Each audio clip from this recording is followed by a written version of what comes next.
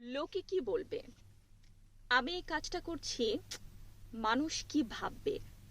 এই যে লোকে কি বলবে, লোকে কি ভাববে, এই বিষয়টা না আমাদেরকে অনেক পেছনে ফেলে দেয়। ঈশপের একটা বিখ্যাত গল্প আছে। এক লোক, তার ওয়াইফ এবং একটি গাধা, সাথে অনেকগুলো বোঝা। তারা রাস্তা দিয়ে যাচ্ছিলেন। কিছু লোক তাদেরকে দেখে বলছে, আয় রে, কি গাধার গাধা লোকগুলো, গাধাকে হাঁটিয়ে নিচ্ছে আর বোঝাগুলো নিজেরা বহন করছে। এ কথা শোনার পরেই লোকটা কি করলো, তার হাতের বোঝাগুলো গাধাকে চাপিয়ে দিল।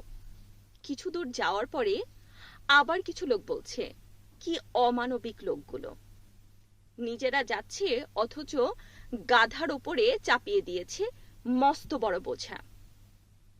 এই কথা শোনার পরে লোকটা আবার গাধার পিঠ থেকে বোঝাগুলো নামিয়ে নিল। কিছু দূর যাওয়ার পর আবারও কিছু লোক, তারা বলছে, হায় রে, গাধা থাকতে এই দুইটা লোক স্বামী স্ত্রী হেঁটে যাচ্ছে, এরা কত বড় গাধা। এটা শোনার পরে স্বামী স্ত্রী দুইজন গাধার পিঠে চড়ে বসলো। আবার কিছু দূর যাওয়ার পরে কিছু লোক বলছে, অসহায় জীবটাকে কিভাবে অত্যাচার করছে, দুজন মানুষ গাধার পিঠে চেপে আছে। এবার সে নেমে শুধু স্ত্রীকে গাধার পিঠে চাপালো। তারা হেঁটে যাচ্ছে হেঁটে যাচ্ছে।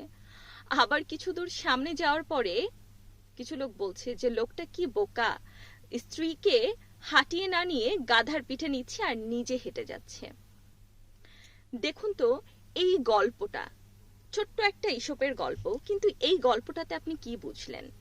আপনি যেভাবেই চলেন না কেন বা যে রাস্তাতেই চলেন না কেন, মানুষ আপনাকে পেছন থেকে কথা বলবেই। একটা কথা আছে না, পাছে লোকে কিছু বলে।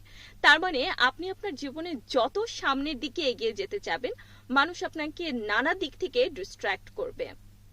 সেগুলো যদি উপেক্ষা করে আপনি সামনে চলতে পারেন, যে যে যা বলুক আমি আমার গন্তব্যে যাচ্ছি, তাহলেই আপনি আপনার সঠিক লক্ষ্যে পৌঁছতে পারবেন। আর না হলে এই মানুষের কথাতেই না আপনি পেছনে পড়ে থাকবেন।